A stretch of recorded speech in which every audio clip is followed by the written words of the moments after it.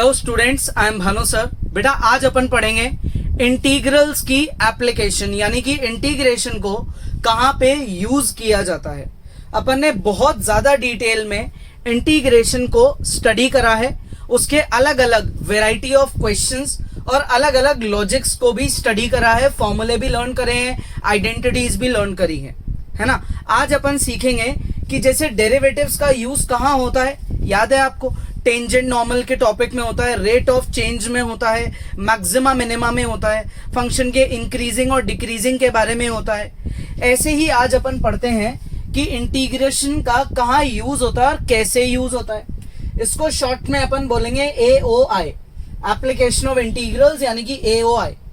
AOI की study करने से पहले आपको पता होने चाहिए डिफरेंट टाइप ऑफ ग्राफ्स, कि यार ये ग्राफ्स कैसे बनते हैं। तो सबसे पहले स्टार्ट करते हैं ग्राफ के बारे में। स्टार्ट करते हैं किससे? पैराबोलिक फंक्शन से। ग्राफ्स की स्टडी करते हैं, क्योंकि जब तक आपको ग्राफ की स्टडी, ग्राफ के बारे में पता नहीं होगा तो आप इसको अप्लाई करने में दिक्कत आएगी। देखो, फर्स्ट y² = 4ax, अगर इस टाइप का आपका कर्व है। अब देखो यहां पे ये जो फंक्शन है इसको क्या बोला जाता है? पैराबोला। रीजन, क्योंकि एक ही वेरिएबल पे स्क्वायर है। इक्वेशन में यूज दो वेरिएबल हो रहे हैं, लेकिन स्क्वायर सिर्फ एक ही वेरिएबल पे, दैट इज y पे है। ठीक है, तो ऐसे केस में जब y पे स्क्वायर होता है और कहीं पे भी नेगेटिव साइन नहीं होता है, तो आपका जो पैराबोला है वो पॉजिटिव x एक्सिस को फेस करता हुआ बनता है। ये इस केस का ग्राफ है। ये एक तरीके से आप समझ लो फर्स्ट टाइप का पैराबोला है। ठीक है, कौन से ग्राफ की बात कर रहे हैं अपन अभी? पैराबोलिक फंक्शन की। ठीक है, पैराबोला की स्टडी कर रहे हैं। कितने टाइप के होते हैं? 4 टाइप के। अब नेक्स्ट टाइप क्या बनेगी? इसमें आप नेगेटिव साइन लगा दो।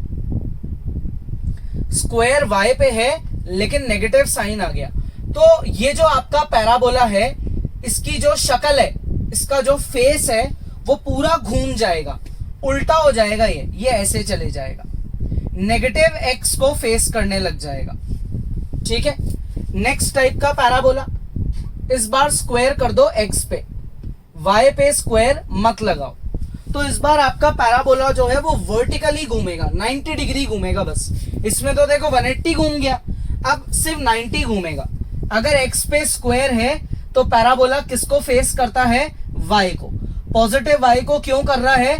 क्योंकि यहां पे कहीं पे भी नेगेटिव साइन नहीं है। नेक्स्ट, अब अगर x पे स्क्वायर है लेकिन नेगेटिव साइन है, तो ये पैराबोला जो ऊपर देख रहा है वो बिल्कुल उल्टा हो जाएगा और नीचे देखना चालू कर देगा।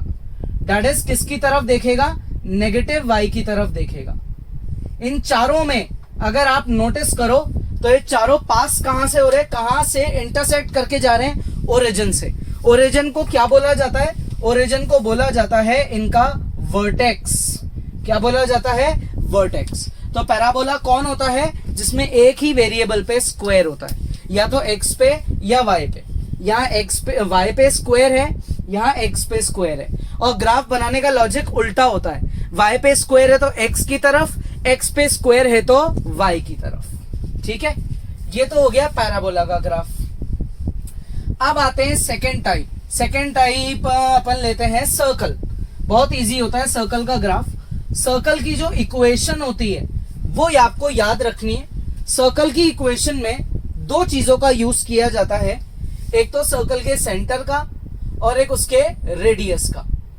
सर्कल की इक्वेशन होती है x माइनस h का स्क्वायर, y माइनस k का square equal to r square. h comma k क्या है? सेंटर, जो कि कुछ भी हो सकता है। h और k पॉजिटिव भी हो सकते हैं, नेगेटिव भी हो सकते हैं, इनमें से कोई एक जीरो या दोनों जीरो भी हो सकते हैं, ये फ्रैक्शन में भी हो सकते हैं। रेडियस r जो है वो पॉजिटिव हो सकता है, फ्रैक्शन में हो सकता है, डेसिमल हो सकता है, लेकिन नेगेटिव नहीं हो सकता। सबको पता है रेडियस लेंथ कैसे नेगेटिव होगी, है ना। तो अब इसका कैसे बनेगा ग्राफ? ये आपने दो एक्सेस बना दिए, x एक्सेस, y एक्सेस। ठीक है, और कहीं पे भी आप एक सर्कल बना दो। ये कहीं पे भी एक सर्कल बन गया। यहां आ गया इसका centre which is h, k, और ये हो गया क्या? इसका रेडियस। ये सर्कल का ग्राफ होता है। डिपेंडिंग कि उसका सेंटर कहां पे लोकेटेड है, सर्कल वहीं पे शिफ्ट किया जा सकता है। ठीक है, नेक्स्ट है अपना एलिप्स। एलिप्स कौन सी शेप होती है भाई? एलिप्स होती है ओवल शेप। ओवल शेप को एलिप्स बोलते हैं। दो टाइप के एलिप्स होते हैं। टाइप 1 जिसमें एक्स एक्सिस मेजर एक्सिस होता है, दैट इज एलिप्स का जो मेजर बड़ा वाला पार्ट है वो एक्स एक्सिस पे लाई करता है इस तरीके से। ठीक है, ये आपकी टाइप 1 का ग्राफ है। सेंटर कौन है? ओरिजिन। ठीक है, अच्छा सर्कल में तो एक ही सेंटर होता है, एक्चुअल में एलिप्स में सेंटर वर्ड यूज नहीं होता, फोकाई वर्ड यूज होता है। कितने फोकाई हैं इसके? 2, C1 C2 या F1 F2 कुछ भी ले सकते हो। ये इसकी शेप है। इसमें आप ध्यान रखना A is greater than B, यानी कि x का डिनोमिनेटर बड़ा है, y का डिनोमिनेटर थोड़ा छोटा है। अब अगर मैंने बदल दी equation x square upon B square Y square upon A square, that is अब किसका डिनोमिनेटर बड़ा है? अब डिनोमिनेटर बड़ा है अपने y का। तो अब क्या होगा? एक्सिस तो आपके वही रहेंगे, लेकिन जो इसकी शेप है वो थोड़ी सी चेंज हो गई। देखो चेंज हो गई ना शेप। इस बार जो है सेंटर तो ओरिजिन है, लेकिन फोकस कहां लाई करेगा? इस बार फोकस लाई करेगा आपके y एक्सिस पे, क्योंकि y का डिनोमिनेटर बड़ा है। तो आप ये समझ सकते हो कि एलिप्स में जिस वेरिएबल का डिनोमिनेटर बड़ा होता है फोकस उसी पे लाई करता है। मतलब आप उस एक्सिस को क्या बोल देते हो? Major axis. यहां मेजर एक्सिस x है, यहां मेजर एक्सिस y है। ठीक है, ये होता है एलिप्स का कर्व। अब पढ़ते हैं एलिप्स से ही रिलेटेड, लेकिन इसका ऑपोजिट। कौन? हाइपरबोला। देखो पैराबोला हो गया, सर्कल हो गया, एलिप्स हो गया। अब फोर्थ टाइप अपन पढ़ेंगे हाइपरबोला। ये भी 2 टाइप के होते हैं। Fourth type is hyperbola.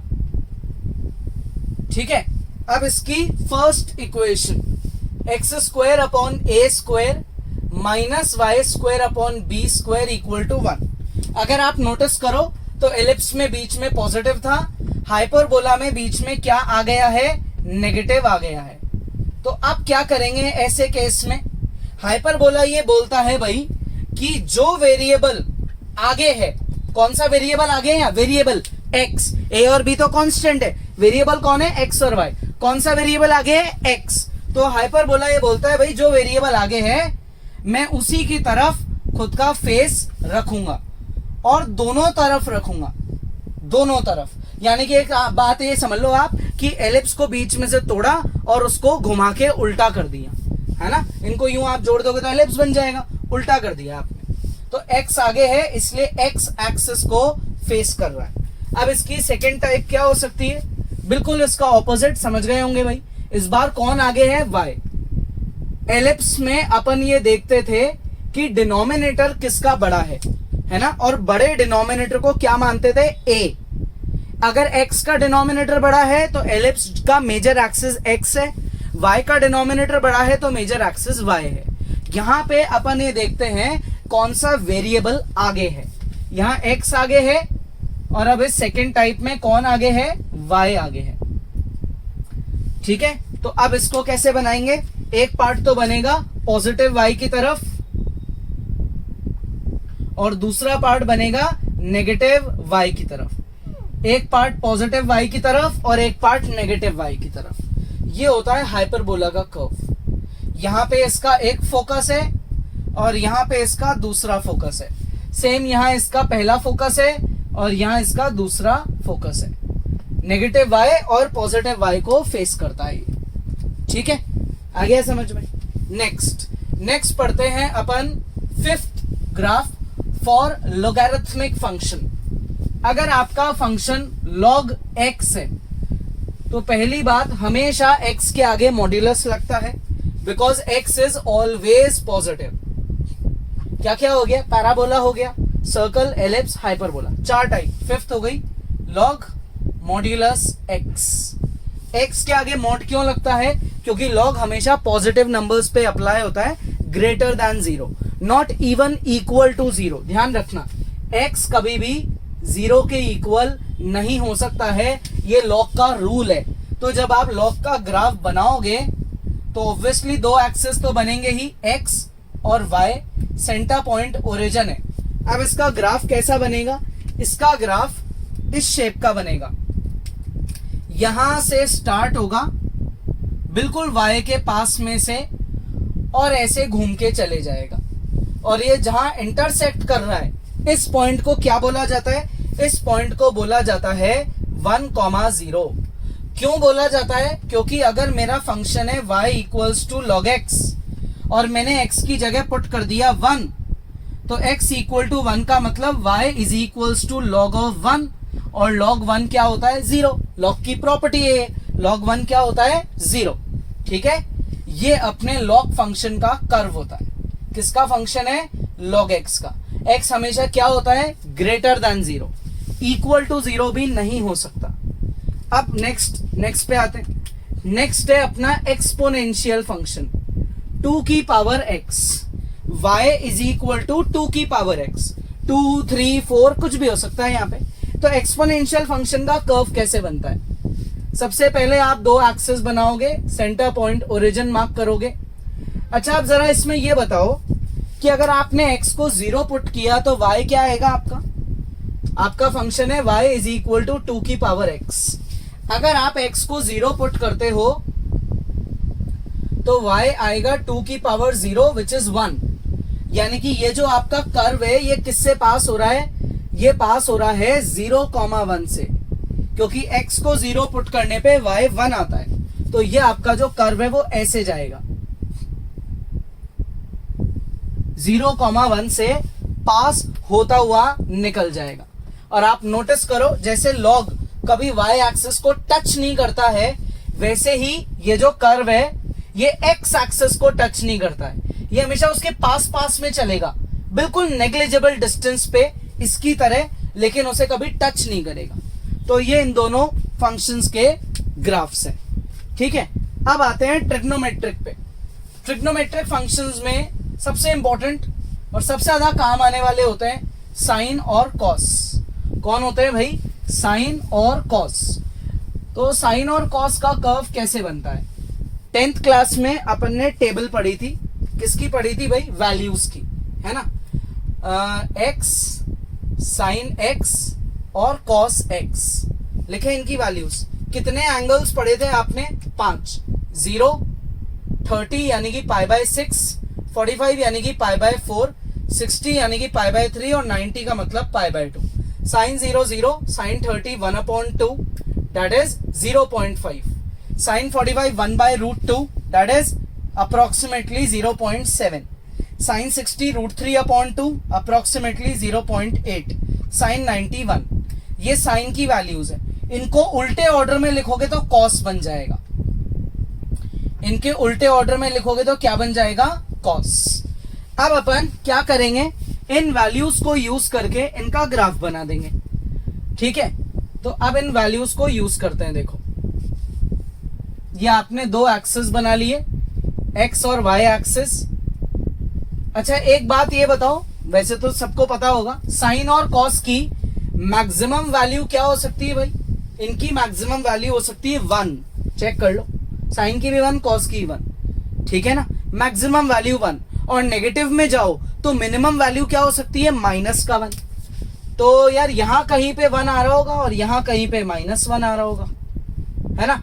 यहां पे अपन ले लेते हैं क्या? π/2, यहां पे ले लेते हैं पाए, यहां पे लेते हैं 3π/2 और बिल्कुल लास्ट में ले लेते हैं 2π। तो अब ये कर्व्स कैसे बनेंगे? साइन का कर्व बनाते हैं। साइन 0 पे 0 और π/2 पे होता है 1, इस तरीके से बनेगा। फिर इस कर्व में डाउनफॉल आएगा, ठीक है, क्योंकि साइन पाई पे 0 होता है। फिर ये कर्व नेगेटिव में चल जाएगा -1 तक और फिर वापस इंक्रीज हो जाएगा। ये साइन की कर्व का वेव है। ये है आपका फर्स्ट क्वाड्रेंट, सेकंड क्वाड्रेंट, फिर ये बन गया आपका थर्ड क्वाड्रेंट और ये बन गया फोर्थ क्वाड्रेंट।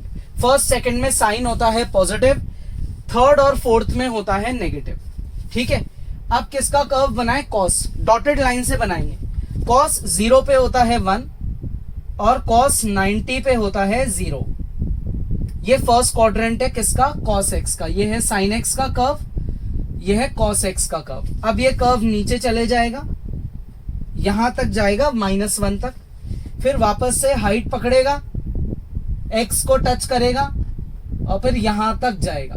तो जो कॉस का कर्व है, अगर आप उसे नोटिस करो तो कॉस का कर्व फर्स्ट क्वाड्रेंट में पॉजिटिव, सेकंड में नेगेटिव, थर्ड में नेगेटिव, फोर्थ में पॉजिटिव। ठीक है, स्ट्रेट लाइन कर्व बना है, कंटिन्यूअस लाइन वो साइन एक्स का, और डॉटेड लाइन कर्व बना है वो किसका, कॉस एक्स का। दोनों की मैक्सिमम वैल्यू 1, मिनिमम वैल्यू -1। इस तरीके से इनके क्या बन गए, कर्व्स बन गए। तो ये हो गए अपने दो सबसे इंपॉर्टेंट ट्रिग्नोमेट्रिक फंक्शंस। ठीक है, अब देखो, अब क्लियर दिख रहा है ग्राफ। साइन की वेव और ये कॉस की वेव, दोनों को चालू कहां से करा, 0 डिग्री से, एंड कहां करा, 2 पाई यानी कि 360 डिग्री पे। ठीक है, तो ये थी आज की अपनी ग्राफ की नॉलेज।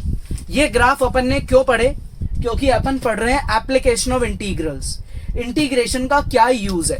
तो वापस आते हैं अपने ही टॉपिक पे। ग्राफ कंप्लीट हो गए, पॉज करो और कॉपी करो।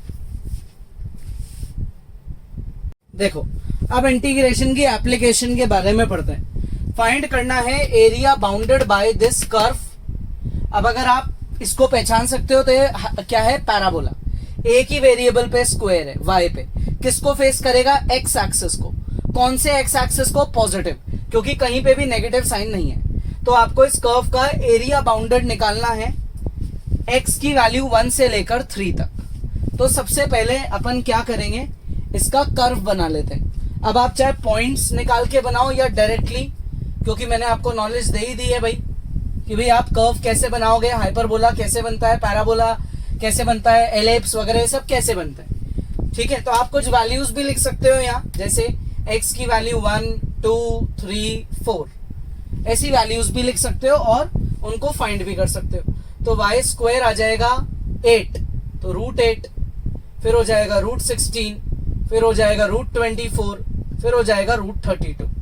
वैसे इन वैल्यूज की कोई इतनी नीड नहीं है, अपन इसका कर्व डायरेक्टली बना सकते हैं। ठीक है, तो डायरेक्टली कर्व बनाते हैं। ये y एक्सिस हो गया, ये x एक्सिस हो गया। y पे स्क्वायर है तो ये कर्व फेस करेगा किसको, x एक्सिस को, और वो भी पॉजिटिव x एक्सिस को। तो ये अपना कर्व बन गया। ठीक है, बन गया कर्व। अब x की वैल्यू कहां से चालू हो रही है भाई, 1 से। यहां पे कहीं पे 1 होगी वैल्यू और यहां पे कहीं पे 3 होगी। तो ये जो आपका कर्व है वो यहां से यहां तक जो भी एरिया बाउंड कर रहा है वो फाइंड करना है। तो कितना एरिया बाउंड कर रहा है भाई, ये एरिया बाउंड कर रहा है, यही वाला एरिया बाउंड कर रहा है, ऊपर भी कर रहा है, नीचे भी कर रहा है। जितना ऊपर कर रहा है उतना ही नीचे कर रहा है। मतलब मैं सिर्फ ऊपर वाला पार्ट निकाल के उसका क्या कर सकता हूं, डबल कर सकता हूं। कर्व है y square equal to 8x। मुझे ये एरिया निकालना है। यहां यूज आता है किसका, इंटीग्रेशन का। ये चीज मैं आपको इंट्रो में भी बता चुका हूं कि डेफिनेट और इनडेफिनेट में क्या फर्क होता है और इंटीग्रेशन अपन पढ़ क्यों रहे, जिसमें अपन ने एरिया की ही बात करी थी। अब इसको अप्लाई कैसे किया जाता है वो सीखो। Total area is equals to twice area of ABCD which is equal to twice integration of 1 से लेकर 3 तक y dx। dx क्यों लिखा, क्योंकि आप यहाँ पे x एक्सिस को बेस मान के एरिया निकाल रहे हो। ABCD ये वाला जो कर्व है इसका बेस कौन है, x एक्सिस। y एक्सिस से तो ये बहुत दूर है, किसको टच कर रहा है, x एक्सिस को, इसलिए यहाँ क्या लिखा, y dx। अब आप यहां से y की वैल्यू x की टर्म्स में निकालो तो ये आएगा √8 √x। √8 को तो बाहर लिखो, 1 से 3 यहां लिख दो √x। ठीक है, तो √x का इंटीग्रेशन क्या होता है, √x का इंटीग्रेशन होता है, अच्छा √8 को लिख दो 2√2, सबको पता है। √x का इंटीग्रेशन होता है अपना 2/3 x की पावर 3/2। ये क्या है, ये है अपनी लिमिट्स। क्या है ये, लिमिट्स। इसको बोलते हैं अपर लिमिट, इसको बोलते हैं लोअर लिमिट। इनका क्या यूज है, इनका ये यूज है कि आपने जैसे ही इंटीग्रेशन करा, अब आप कांस्टेंट मत लगाओ क्योंकि ये इंडेफिनेट नहीं है, डेफिनेट इंटीग्रेशन है। एक स्क्वायर ब्रैकेट लगाओ और आपकी जो लिमिट्स है वो यहां पे लिख दो, ठीक है।